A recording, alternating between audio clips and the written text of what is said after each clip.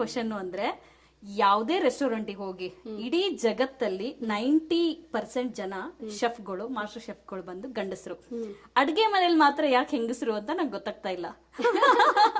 So ನಿಮ್ಗೆ ಏನಾದ್ರು ಗೊತ್ತಿದ್ರೆ ಕಮೆಂಟ್ ಮಾಡಿ.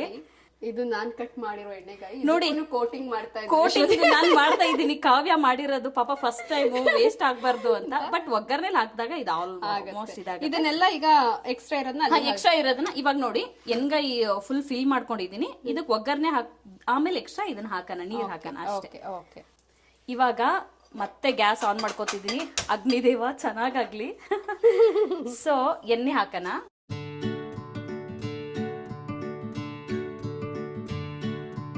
ಎಣ್ಣೆ ಕಾದಿದೆ.